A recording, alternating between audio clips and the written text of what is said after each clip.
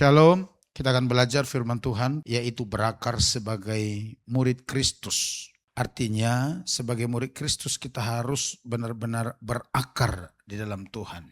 Maksudnya kita dibenarkan, diciptakan baru, dikuduskan dan diangkat menjadi anak Allah yang merupakan identitas kita yang baru dalam Tuhan, status kita. Bukan hanya supaya kita menjadi serupa dalam karakter dan memiliki hati Kristus Yesus, tetapi juga dibawa untuk menjadi muridnya.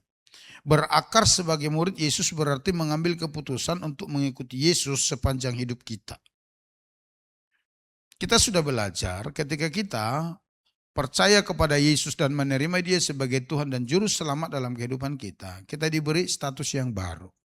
Kita diberi identitas yang baru, yaitu orang benar, orang kudus, ciptaan baru, dan anak-anak Allah. Nah, ketika kita menerima itu, status baru itu, tujuannya bukan hanya supaya kita menjadi serupa dengan Kristus dalam hal karakter atau nilai hidup. Bukan hanya itu. Saudara masih ingat karakter dan nilai hidup yang ada pada Kristus itu di mana kita harus serupa dalam hal itu juga dengan Kristus. Yang pertama apa itu?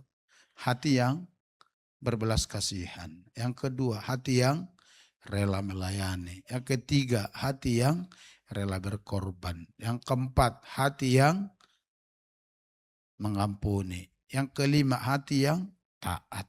Keenam, hati yang lemah lembut. Yang ketujuh, hati yang rendah hati. Saudara harus ingat. Harus tahu itu bahwa itu adalah nilai hidup yang ada dalam Kristus. Kalau saudara nggak ingat, bagaimana saudara menghidupinya? Mungkin karena saudara tidak ingat, makanya sampai saat ini masih banyak di antara kita tidak memberikan diri untuk melayani saudara. Karena salah satu nilai hidup yang ada pada Kristus bahkan melekat di dalam karakternya, hati yang rela melayani. Ya kalau saudara tetap tidak memberi diri untuk melayani Tuhan, itu berarti saudara tidak memiliki atau tidak menghidupi nilai hidup yang ada pada Kristus. Kalau sampai saat ini kita masih perhitungan untuk Tuhan dan pekerjanya, itu karena kita tidak memahami bahwa nilai hidup yang ada pada Kristus itu adalah rela berkorban. Oleh karenanya itu harus ada di pikiran hati kita. Supaya kita benar-benar hidup dan menjalani kehidupan ini seperti Kristus menjalaninya. Tetapi walaupun kita sudah menghidupi itu, nah tidak berhenti sampai di sana. Kita harus berani melangkah lebih jauh di mana kita merelakan diri dibawa untuk menjadi murid Kristus. Jadi bukan sekedar orang percaya, bukan sekedar pengikut, tapi harus menjadi murid Kristus. Kenapa seperti itu?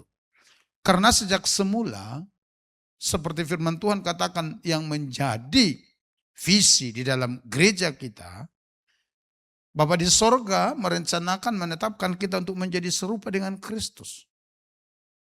Itu tujuan Allah dalam kehidupan kita.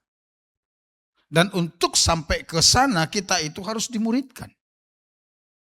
Dan saya mau katakan sebagai orang percaya, kita harus menyadari bahwa itu adalah tujuan hidup kita, itu adalah target kita. Bukan sekedar sehat, bukan sekedar diberkati secara materi, bukan. Itu tidak salah. Tetapi kita harus memiliki pengertian bahwa hidup kita direncanakan, ditetapkan untuk menjadi serupa dengan Kristus. Oleh karenanya di dalam segala hal yang kita lakukan, kita hidupi, kita harus berjuang, kita harus berusaha untuk menjadi serupa dengan Kristus. Nah, Yesus berkata di dalam Lukas pasal 6 ayat 40, dikatakan begini, seorang murid tidak lebih daripada gurunya, tetapi barang siapa yang telah tamat pelajarannya akan sama dengan gurunya. Siapa yang dimaksud guru di situ? Yesus. Oleh karenanya orang percaya itu harus dimuridkan supaya sama dengan gurunya. Siapa? Yesus. Tapi kalau orang percaya kepada Yesus tidak mau dimuridkan, tidak akan pernah bisa sama dengan Yesus. Dan itu dosa, saudara. Karena arti dosa itu meleset dari targetnya Tuhan. Melenceng dari sasarannya Tuhan. Tuhan merencanakan kita menjadi serupa dengan Yesus. Tuhan menetapkan kita menjadi serupa dengan Yesus, tapi kita tidak memenuhi itu artinya kita lari dari sasaran.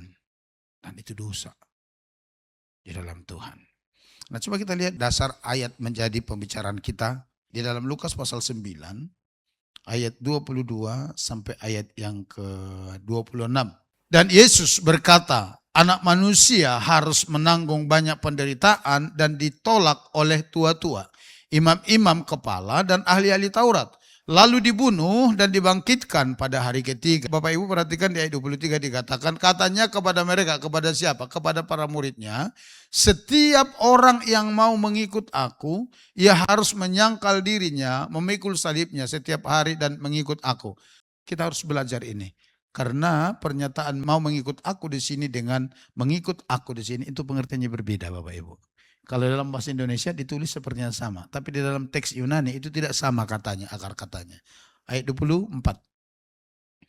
Karena barang siapa mau menyelamatkan nyawanya, ia akan kehilangan nyawanya. Tetapi barang siapa kehilangan nyawanya karena aku, ia akan menyelamatkannya. Apa gunanya seorang memperoleh seluruh dunia, tetapi ia membinasakan atau merugikan dirinya sendiri? Sebab barang siapa malu karena aku dan karena perkataanku, anak manusia juga akan malu karena orang itu. Apabila ia datang kelak dalam kemuliaannya dan dalam kemuliaan Bapa dan malaikat-malaikat kudus. Bapak perhatikan ayat 24. Barang siapa mau menyelamatkan nyawanya, ia akan kehilangan nyawanya. Tetapi barang siapa kehilangan nyawanya karena aku, ia akan menyelamatkan nyawanya. Bapak Ibu mengerti maksud ayat itu? Kalau Bapak Ibu takut menderita hanya karena nama Yesus, demi mempertahankan harga diri nama saudara, sehingga saudara tidak mengaku Yesus depan umum, sesungguhnya dikatakan engkau sudah kehilangan nyawamu. Tapi siapa yang mau kehilangan nyawanya, mau menderita karena nama Yesus, bahkan sampai mati dibunuh oleh karena nama Yesus, dikatakan sesungguhnya engkau telah menyelamatkannya. Artinya orang itu boleh mati secara fisik, tetapi jiwanya ada di sorga. Itu maksudnya. Nah Bapak Ibu, kita mau belajar di bagian pertama saat ini tentang mengikut Yesus. Mengikut aku. Nah, ada dua kata di sana mengikut aku. Di kalimat pertama tadi di ayat 23 itu mau mengikut aku, di bagian akhir mengikut aku. Kita lihat di bagian A-nya tentang mau mengikut aku. Di dalam ayat 23 dikatakan begini. Katanya kepada mereka semua, setiap orang yang mau mengikut aku, ia harus menyangkal dirinya, memikul salibnya setiap hari dan mengikut aku. Apa arti daripada mau mengikut aku di sini ini? Bapak Ibu, sebelum kita melihatnya, kita perhatikan dulu ke ayat 20. Pada ayat 20, undangan untuk menjadi murid Yesus didasari pada pengakuan bahwa Yesus adalah Mesias. Artinya begini, undangan yang diberikan Yesus kepada orang-orang untuk menjadi muridnya itu secara khusus diberikan kepada orang-orang yang menyatakan diri telah percaya kepada Yesus. Coba buka ayat 20-nya. Dikatakan demikian. Yesus bertanya kepada mereka, kepada siapa? Kepada para murid. Menurut kamu siapakah aku ini? Jawab Petrus, Mesias dari Allah. Artinya orang-orang ini adalah orang-orang yang telah mengenal Yesus.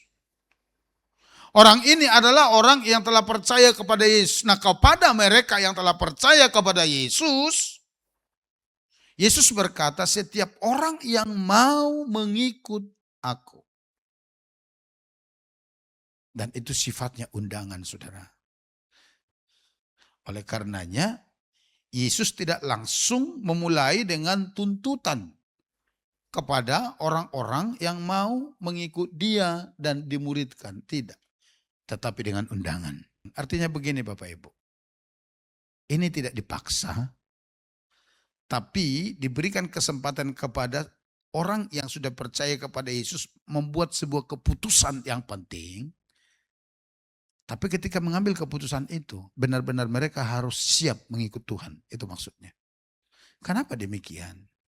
Bapak Ibu perhatikan, karena secara harafiah, dalam teks Yunani, frasa telo atau kata yang dipakai untuk mengikut aku ini adalah kata telo.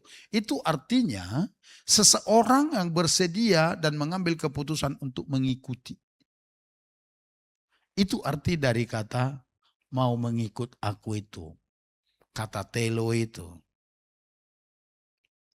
Itu berbicara kesediaan untuk mengambil sebuah keputusan mengikuti sang guru. Jadi ketika Yesus berkata, setiap orang yang mau mengikut aku itu sifatnya undangan. Artinya kalau diterjemahkan bebas kira-kira begini. Ibu Ajau, apakah engkau mau mengikut aku? Kira-kira begitu bunyinya. Ya kenapa itu penting? Karena dalam budaya Yahudi, seorang murid selalu berjalan di belakang rabinya. Sehingga seorang murid dapat mengamati, meniru, menyerap hidup gurunya, bahkan bisa mengikuti irama dari sang guru. Dan berada pada posisi di belakang artinya, kalau kita mengikut Yesus, Yesuslah yang seharusnya memimpin hidup kita. Yesus yang seharusnya menentukan jalan-jalan dan tujuan hidup kita. Dan itu berarti bahwa kita harus sepenuhnya berserah kepada Yesus dan belajar taat kepadanya. Itu masalahnya. Makanya perlu ditanya. Makanya perlu dilemparkan undangan ini. Karena memang prinsip murid di dalam budaya Yahudi, ketika mereka mengambil keputusan untuk mengikut sang gurunya, itu artinya mereka mau mengikuti, meneladani, dan taat terhadap sang guru. Oleh karenanya menjadi murid itu dimulai dari sebuah keputusan-keputusan di dalam hati kita. Misalnya mau menempatkan diri di belakang Kristus. Pertimbangan itu sudah harus ada di dalam pemikiran seorang yang akan menjadi murid Kristus. Sebelum dia berkata, yes, saya mau ikut, dia sudah tahu itu. Bahwa ketika dia berkata, ya saya mau mengikut, dia sudah tahu bahwa dia akan menempatkan diri di belakang Kristus. Dia sudah tahu bahwa dia akan memberi Yesus hak untuk memimpin seluruh kehidupannya. Dia sudah tahu. Dan dia juga sudah tahu bahwa mengikut Yesus bukan sekedar mengakui Yesus sebagai Tuhan, tetapi mengikuti pimpinannya, mengikuti teladannya. Oleh karenanya diberi kesempatan untuk memeriksa kembali hati dan hidup kita. Siapa yang menjadi pusat di dalam kehidupan kita? Kalau kita masih berpusat terhadap keinginan kita, kesukaan-kesukaan kita, akan susah bagi kita mengikut Yesus. Paulus itu keren sekali Bapak Ibu. Menuliskan tentu oleh wahyu Roh Kudus ya. Di dalam Galatia pasal 20 dikatakan, bukan lagi aku sendiri yang hidup, melainkan Kristus yang hidup di dalam aku. Artinya itu begini. Paulus itu masih hidup di dunia ini, tapi cara-cara hidup yang dihidupi Paulus itu bukan lagi semata-mata oleh karena kesenangannya, kesukaannya, tapi sepenuhnya oleh karena Kristus. Dan dia menunjukkan itu di dalam kehidupannya, dalam perjalanan pelayanannya. Ketika mereka akan diutus untuk sebuah pelayanan penginjilan, lalu tengah malam Roh Kudus memperlihatkan kepada Paulus orang dari Makedonia, dari Eropa, memanggil-manggil mereka datang ke sana. Dia ikuti. Begitu sampai di Filipi, mereka pelayanan, ada yang bertobat, tapi orang Filipi tidak sepenuhnya menerima. Mereka berdua ditangkap, digebukin. Setelah digebukin, dimasukin ke penjara. Dia tidak protes. Dia tidak lalu ngambek, dia tidak baperan. Dia tidak lalu menuntut Tuhan, dia tidak lalu berkata, kok begini Tuhan? Tidak. Kenapa? Karena dia menempatkan dirinya di belakang Kristus. Dia tahu jalan-jalan yang sedang dijalani itu adalah jalan Kristus. Dia tahu bahwa apa yang sedang dikerjakan itu sekalipun penuh masalah, penuh tantangan, bahkan nyawanya terancam, tapi dia sedang ada di dalam pekerjaan Kristus. Secara daging mungkin dia nggak mau, saudara. kecenderungan manusia itu secara daging mau hidup senang, memuaskan daging. Tapi orang yang hidupnya menjadi murid Kristus adalah orang yang mau mengambil keputusan, berjalan bersama dengan Kristus dan mentaati Kristus. Dan itu Paulus tunjukkan. Dan Yesus mau kita seperti itu. Oleh karenanya, dia tidak memaksa dan tidak langsung menuntut orang. Tapi dia mengajak, mengundang. Dan kalau pada saat itu Yesus berbicara kepada para murid-muridnya, sore malam hari ini, dia berbicara kepada kita yang ada di GBIJ sama Putus Ibau. Kita yang sudah berkata bahwa kita percaya kepada Yesus, kita yang sudah berkata kita menyerahkan hati kita kepada Tuhan. Sore malam hari ini, Yesus bertanya, maukah engkau mengikut aku? Kira-kira seperti itu. Terjemahan bebas dari pernyataan yang kita baca tadi. Di bagian kedua kita lihat kalimat kedua di terjemahan bahasa Indonesia sama bunyinya. Hanya ditambah satu kata di kalimat pertama tadi, mau mengikut aku. Di kalimat terakhir dikatakan mengikut aku. Bapak Ibu, kenapa perlu undangan itu? Pertanyaan-pertanyaan itu. Kenapa perlu? Karena sesungguhnya kata mengikut aku itu dalam teks Yunani ditulis dengan kata ini. Akolouteo, ini cara bacanya, ini tulisan Yunaninya. Artinya mengikuti seseorang dari belakang, mengikuti terus-menerus. Maksudnya begini, ketika seseorang itu mengambil keputusan, ya saya mau ikut. Terus-menerus dia ikuti. Jalan bersama-sama, mentaati dan meneladani dan juga menjadi murid. Itu arti sesungguhnya dari mengikut. Ingat kata di depan tadi telo itu baru sebatas undangan. Tapi makna mengikut itu sesungguhnya ada di kata terakhir. Yang ini. Yang artinya mengikuti dari belakang, mengikuti terus-menerus, jalan bersama-sama, mentaati dan meneladani. Sebagai seorang murid. Jadi secara sederhana pengertian mengikut adalah bersedia mengikuti guru dari belakang, menaati dan meneladaninya dan terus berjalan bersamanya sampai akhir. Itulah yang dikatakan mengikut aku. Mengikuti bukan sekedar berjalan di belakang, tetapi menggambarkan kehidupan yang meneladani, mentaati dan berjalan dalam arah yang sama dengan sang guru yang berjalan di depan kita. Mengikut Yesus berarti terus melangkah di belakang sang guru sampai hidup kita semakin serupa dengannya. Kalau kita berkata kita adalah pengikut Kristus, murid Kristus yang mau dimuridkan, itu berarti kita bersedia mengikuti langkah Kristus kemanapun dia pergi dan kemanapun dia membawa kita dan kemanapun dia menyuruh kita dan apapun yang disuruh kerjakan oleh kita, kita harus taat. Itu artinya. Kalau tidak, kita tidak masuk kepada kategori sebagai seorang murid. Kalau kita masih menonjolkan keinginan kita, kemauan kita, selera kita, kita belum termasuk kepada kategori seorang murid. Bukan berarti kita tidak boleh punya keinginan. Bukan berarti kita tidak boleh punya rencana. Bukan berarti kita tidak boleh punya cita-cita. Bukan berarti kita tidak boleh berangan-angan. Tapi yang dimaksud di sini begini, setiap kali saudara merencanakan sesuatu, coba tanyalah Tuhan. Apakah itu sesuai keinginan Tuhan apa bukan? Kalau Tuhan katakan gak sesuai, jangan ngotot saudara. Itu kalau murid.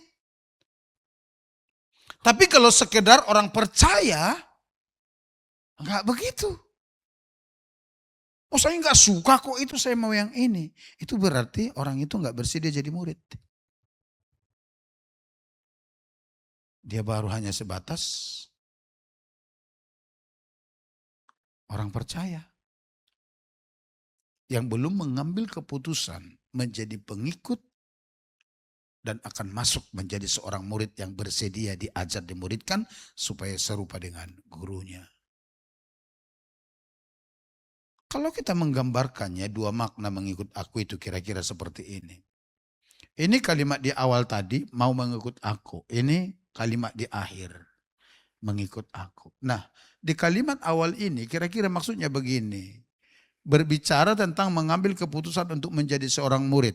Setelah dipikirkan benar-benar, dan dia paham dan dia bersedia, lalu kemudian dia berkata, yes, aku mau ikut.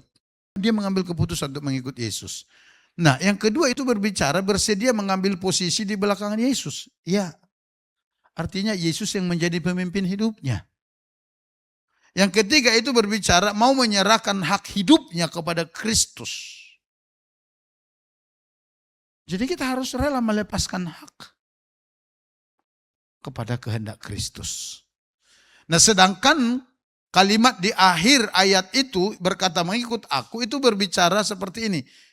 Berbicara tentang kehidupan yang terus berjalan bersama dengan Yesus. Kenapa? Karena kita sudah mengambil keputusan.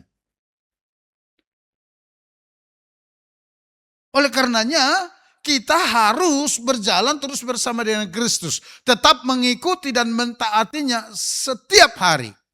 Baik di dalam suka maupun duka. Oleh karenanya lagu kita tadi itu sangat tepat. I have decided to follow Jesus.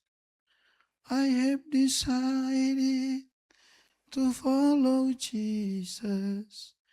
I have decided to follow Jesus. No turning back, no turning back. Terjemahan Indonesia menerjemahkannya no turning back itu kota ingkar, kota ingkar. Tapi kalau letterletnya enggak begitu. Cuman mungkin susah menyanyikannya ya. Kalau terjemahan letterletnya itu berkata, tidak akan berbalik arah lagi. Keputusanku mengikut Yesus atau aku telah memutuskan untuk mengikut Yesus dan tidak akan pernah berbalik arah lagi. Itu maksudnya. Sehingga sebagai orang percaya seharusnya kita bisa menyanyi bukan hanya itu. Tapi ada lagi nyanyian yang berkata, Christ is enough for me.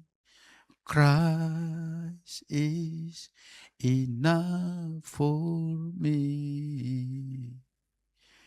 Everything I need is in you. Everything I need is in you. Artinya Kristus itu cukup bagiku.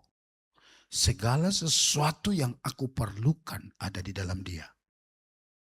Amin. Itu ungkapan, itu pernyataan seorang murid. Makanya tadi pagi saya katakan begini Bapak Ibu. Perlu kita menyanyikan lagi lagu-lagu legend itu. Perlu. Kita yang gereja karismatik modern ini sudah sangat jarang menyanyikan lagu-lagu. Saya mau ikut Yesus. Saya mau ikut Yesus sampai selama-lamanya. Meskipun saya susah menderita dalam dunia, saya mau ikut Yesus sampai selama-lamanya. Sangat jarang kita menyanyikan itu. Karena kadang-kadang kita pikir pergumulan itu sesuatu yang tidak membuat kita bahagia. Lagu-lagu kita di karismatik modern ini kita sangat senang. Bahkan terus kita nyanyi. Aku diberkati, aku dilimpahi. Begitu doa enggak terjawab langsung Benar nggak sih Tuhan ada ya? Atau pakai ngancam Tuhan lagi. Kalau Tuhan tidak jawab doa saya nggak mau pelayanan lagi. Saudara.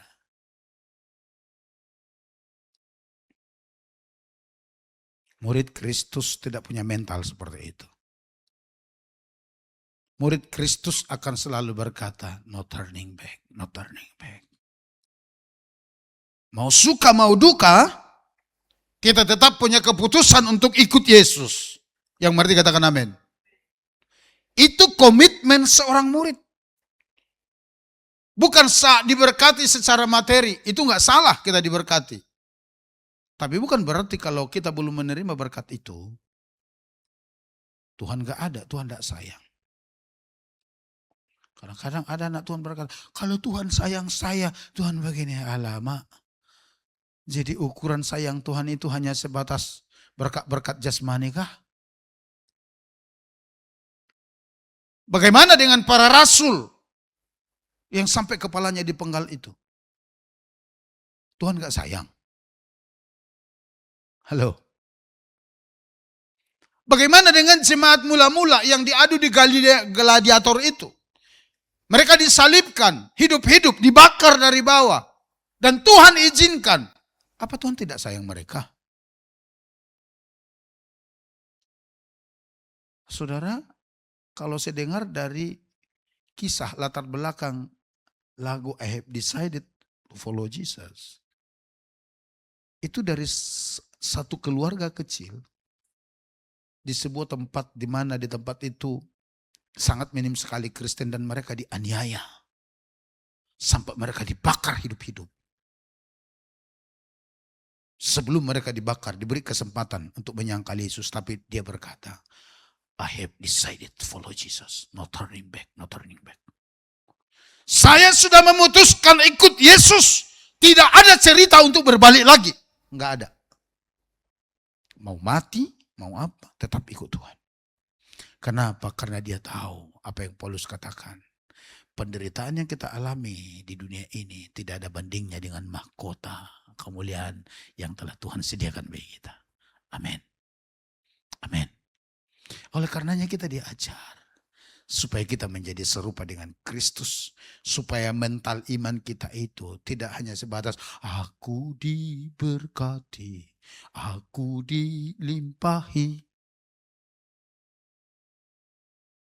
Ku yakin kau hadir di sini. Ku rasakan kuasa yang tak terbatas. Jadi bukti kehadiran Tuhan itu mata harus terbalik, harus bergetar-getar. Kalau enggak Tuhan tidak hadir. Apakah itu salah? Enggak juga. Tapi tidak sepenuhnya begitu. Amin. Kalau kita paham ini, tidak ada di antara kita yang berkomentar begini, oh WL-nya kurang urapan. Lalu tetangganya bertanya, emang kenapa? Waktu kita nyanyi itu saya enggak merasakan kuasa yang dahsyat itu hadir. Buktinya saya enggak merinding. Saya enggak sampai bergetar-getar. Mata saya sampai tidak terbalik-balik gitu loh. Patokan mereka kehadiran Allah kalau matanya terbalik, lalu gayanya enggak karu-karuan. Bukan itu. Mungkin bisa saja di waktu tertentu bentuk manifestasinya begitu, tapi tidak selalu begitu. Ngerti saudara ya? Paham ya? Kita nggak boleh menjadi radikal kiri, radikal kanan. Nggak boleh. Kita harus kembali kepada firman Tuhan. Ada kalanya begitu? Ya. Nggak boleh juga kita anti terhadap orang-orang ketika ibadah di lawak Roh Kudus lalu mereka jatuh tumbang. Nggak bisa juga. Di kitab Samuel itu baca Saul itu. Dia datang mencari-cari Daud, mau dibunuh. Sebenarnya. Tapi ketika dia ketemu dengan rombongan para nabi yang sedang kepenuhan roh, lalu dia pun kepenuhan roh, bahkan dikatakan, berapa kali dia begitu ya, yang saya sebut ini kedua kali. Yang pertama itu sebelum dia jadi raja juga. Dia ikut kepenuhan. Bahkan dikatakan Alkitab berkata, sampai dia lepas pakaiannya. Ada yang seperti itu. Itu pun pekerjaan Tuhan. Tapi tidak selalu begitu. Kalau saudara selalu berpikir bahwa kehadiran Tuhan seperti itu, waduh, saudara kacau lah ibadah kita. Pokoknya sebelum baju Pak Ramping lepas, Roh Kudus belum hadir di tempat ini. Kira-kira begitu, saudara. Apa memang harus begitu? Ada kalanya mungkin seperti itu, tapi ada kalanya tidak seperti itu. Murid Kristus harus tetap mengikut Kristus tanpa manifestasi-manifestasi yang begitu. Murid Kristus harus tetap meyakini bahwa Kristus ada tanpa manifestasi-manifestasi seperti itu.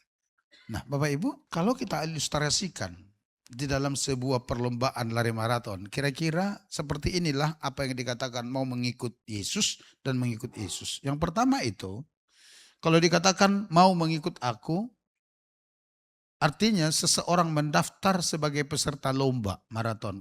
Nah, kemudian bersedia dipasangi nomor peserta kalau maraton, saudara. Apakah di depan atau di belakang.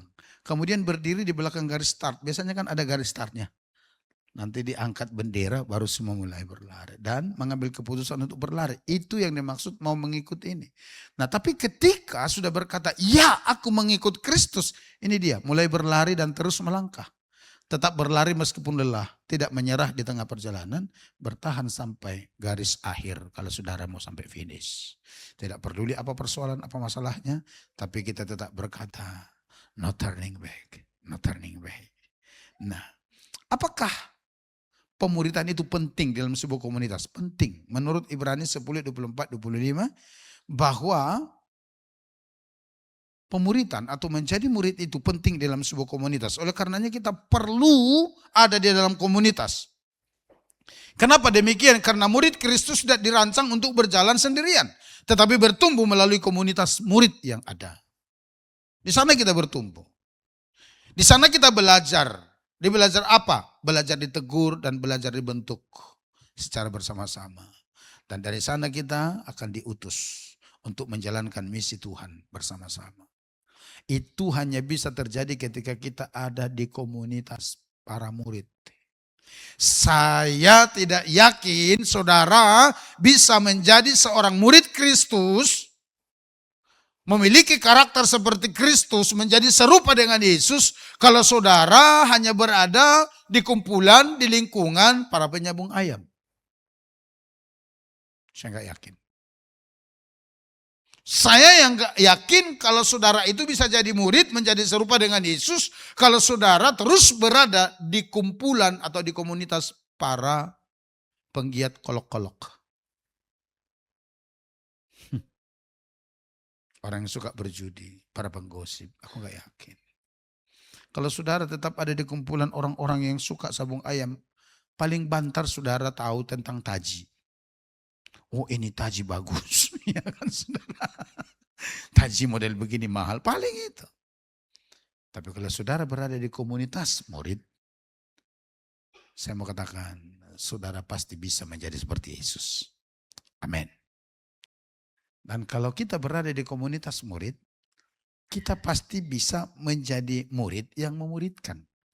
Artinya kita tidak hanya murid, tapi kita melahirkan murid. Kita sudah belajar itu. Dan hal itu dapat dimulai memuridkan dari satu orang. Dimulai dari mendoakan dan mendampingi mereka. Dimulai dari menolong orang lain bertumbuh dalam Kristus. Dan dimulai dari menjadi saluran kasih dan perhatian Tuhan. Tadi pagi saya katakan demikian. Menjadi pemurid itu tidak harus tamat sekolah Alkitab, sekolah teologi. Kalau Tuhan berikan kita kesempatan masuk sekolah di sana dan memiliki ijazah, puji Tuhan, bersyukur. Karena tidak semua orang mendapatkan kesempatan itu. Tapi untuk memuridkan itu tidak harus begitu. Karena hal itu bisa saja dimulai dari satu orang, memperhatikan orang itu aja. Dengan apa yang ada pada kita. Contohnya si Cing ini bisa memuridkan orang lain dengan hanya apa yang ada padanya.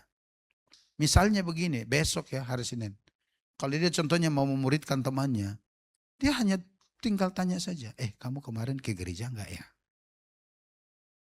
Oh iya, terus kemarin firman Tuhan yang kamu dengar itu kamu dapat apa dari sana? Oh ini, terus apa komitmen untuk melakukannya? Kamu sudah doa belum hari ini? Sudah baca Alkitab belum? Tapi dengar, cukup begitu-begitu aja. Kita bimbing. Kalau mereka belum tahu berdoa, kita bimbing mereka bagaimana cara berdoa. Bagaimana cara berdoa? Yesus sudah mengajar kita. Panggil dia Bapa. Memang kita udah terlalu lama diajar oleh orang-orang yang mengatakan bahwa berdoa itu harus formal sekali. Bila penting pakai toga, pakai stola. Dan kata-katanya harus diatur semikian rupa.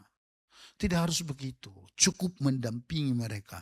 Bagikan apa yang kita hidupi kepada mereka. Tapi kata kuncinya kita hidupi. Jangan sampai saudara tanya orang lain, sudah baca firman belum hari ini? Lalu dikatakan, belum. Emang kamu udah baca belum? Saya juga belum sih. Kenapa? Keasikan nonton melolo. Loh?